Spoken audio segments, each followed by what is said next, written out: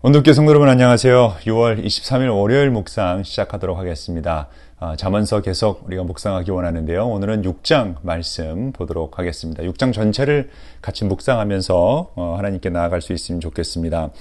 전체를 보면 1절부터 5절까지는 이 무모한 보증, 재정적인 통제력의 부족에 대해서 이야기를 하고 있고요. 그 다음에 게으름에 대한 경고가 6절부터 11절까지 나옵니다. 이것은 시간적 통제력 부족에 대해서 이야기하고 있습니다. 그리고 12절부터 19절까지는 패역한 자의 7가지 죄에 대해서 이야기하면서 죄에 대한 통제력 부족에 대해서 이야기하고요. 나머지 35절까지는 이 간음, 음료의 유혹의 경고, 그러니까 절제의 통제력 부족에 대해서 이야기하고 있습니다. 그러니까 전체 6장을 띠으로 정한다 그러면 이제 통제력의 부족인데요. 이걸 하나씩 제가 구절을 읽어가면서 전체를 읽기에는 시간이 없으니까 중요한 핵심만 좀 보도록 하겠습니다. 1절을 보니까 이렇게 돼 있어요. 6장 1절 말씀입니다. 아이들아, 내가 이웃을 도우려고 담보를 서거나 남의 딱한 사정을 듣고 보증을 선다면 내가 한 그 말에 내가 걸려들고 내가 한 그 말에 내가 잡힌다. 아이들아, 내가 너의 이웃의 손을 잡힌 것이니 어서 거기 가서 풀어달라고 겸손히 간청하여라. 너는 이렇게 하여 자신을 구하여라. 어떻게 보면 다른 사람을 돕는 게, 이렇게 돈을 빌려주는 게 뭐가 문제가 있을까 질문할 수 있죠. 그리스도인들이라면 충분히 도와줘야 된다. 근데 오늘 이 말씀은 결국은 이 재정적 통제력의 부족 또는 이 경솔함에 대해서 이야기하고 있어요. 그러니까 돈을 빌려주는 거, 보증을 쓰는 거에 대해서 함부로 쓰면 안 된다. 성경에서 계속 이 보증 쓰는 문제에 대해서 이야기하고 있는데 그렇게 되면 안 된다라고 이야기를 하죠. 그리스도인들의 사실 재정적인 원칙은 우리가 이렇게 빌려주기보다는 우리가 줄 수 있는 한도에서 그냥 주는 것이 사실은 가장 아름다운 그리스도인의 재정적 관리 모습입니다. 돈을 주고 빌리고 뭐 보증을 쓰고 이런 것은 결국 인간사에서 이게 일이 꼬이고 힘들어지면 더 안 좋은 관계로 치닫기 때문에 이걸 피하라라는 것이고, 그러니까 무모한 어떤 경솔한 재정적인 신중하지 못한 태도 때문에 가져올 파멸에 대해서 이야기하고 있고요.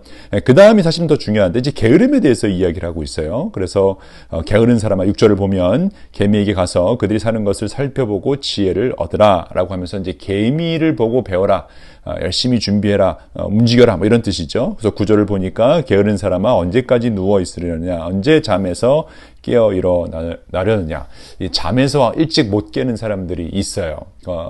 게으르죠. 아침에 일어나서 해가 뜨면 사실은 같이 우리가 생체적인 리듬도 움직여줘야 합니다. 하나님은 우리를 그렇게 만드신 것 같아요. 그래서 사실 예전에 전기가 없을 때는 해가 뜨면 일어났고 해가 지면 잠을 자는 그런 생체적 리듬으로 우리가 만들어졌는데, 전기가 있으면서 우리가 밤늦게까지 엉뚱한 일 하다가 또 밤늦게까지 사실은 또 어떤 분들은 또 일을 해야 되기 때문에 뭐 어쩔 수 없이 일을 한다고 하지만 또 아침에 늦게 일어나서 게으름을 필 수밖에 없는 그런 상황 속에 들어가죠. 뭐 밤을 새워서 일을 해야 되는 그 업을 가지고 계신 분들은 뭐 이야기가 다르지만 우리가 충분히 잠을 자고 아침에 일어나서 열심히 일을 해야 될 때 일을 하지 않고 게으른 거, 우리 10대 아이들한테 많이 볼 수 있는 모습이죠. 또 대학생 아이들 한테, 우리가 뭐 다 대학생 애들이 그렇다는 건 아니지만 저희 집에도 그런 비스무리한 녀석이 있어서 마음이 좀 답답할 때가 있는데, 아침에 좀 일찍 일어나서 움직이면 좋겠는데 참 게으르죠. 그럴 때마다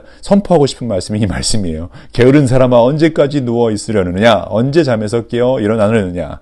조금만 더 자야지, 조금만 더 눈을 붙여야지, 조금만 더 팔을 베고 누워 있어야지 하면 내게 가난이 강도처럼 들이닥치고 빈곤이 방패로 무장한 용사처럼 달려들 것이다. 뭐 이걸 좀 녹음해 놓고 틀어줄 수 있으면 좋겠어요. 근데 어쨌든 포인트는 우리가 어떤 시간적 통제력의 부족, 그러니까 결국은 셀프 컨트롤이죠. 내가 일어나서 일을 해야 될 때 일을 하지 않고 게으름을 핀다는 것. 이 게으름은요, 사실 하나님이 가장 싫어하는 죄 중에 하나입니다. 하나님이 우리에게 주신 시간과 공간과 건강과 여러 가지 리소스들을 우리는 잘 사용해서 하나님 나라를 위해 사용해야 합니다. 사실 이 경외심의 결핍에서 사실은 게으름이 시작된다라고 신학자들이 보고 있습니다. 토마스 아퀴나스는 특별히 그렇게 얘기했는데요. 이 라틴어로 영적 무기력 또는 신앙적 권태를 바로 이 게으름이라고 설명하면서 일종의 영적 우울감으로 하나님과 세상에 대해 무관심해지는 상태가 게으름이다라고 이야기합니다.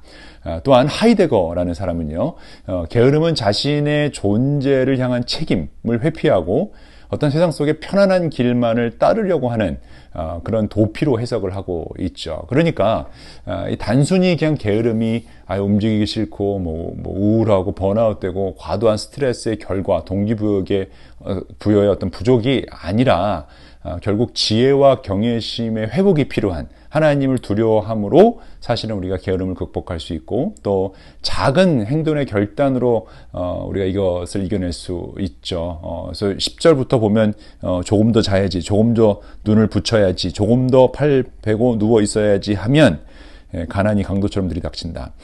조금 더 자야지 할 때 일어나야지 하고 일어나는 거죠. 정말 간단한 건데 그걸 통해서 우리가 이것을 극복할 수 있다라는 것을 설명하고 있습니다. 그러니까 나는 그냥 게으름을 단순히 피로로 여기고 있지 않은지, 그 밑바닥에 있는 영적 원인이 무엇인지 우리가 바라봐야 되는데, 결국 하나님이 나에게 주신 이 리소스들을 제대로 사용하고 있지 않고 영적인 게으름은 결국은 하나님에 대한 경외심이 없다라는 것을 우리가 볼 수 있고요.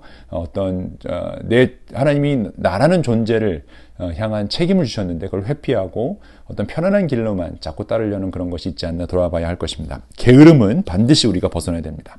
그 다음에 나오는 것은 결국 주님이 미워하시는 것 하면서 주님께서 싫어하시는 것, 16절에 67가지다. 교만한 눈, 거짓말하는 혀, 무지한 사람을 피 흘리게 하는 손, 악한 계획을 꾸미는 마음, 악한 일을 저지르려고 치닫는 발, 또 거짓으로 증거하는 사람, 친구 사이에 이간하는 사람이다라고 해서 그 죄에 대해서 또 이야기하고 있습니다.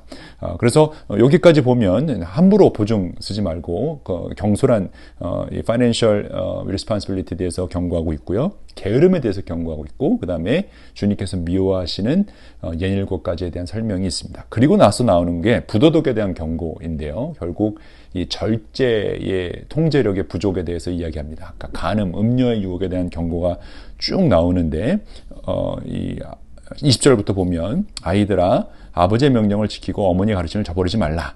항상 마음에 간직하고 내 목에 걸고 다녀라.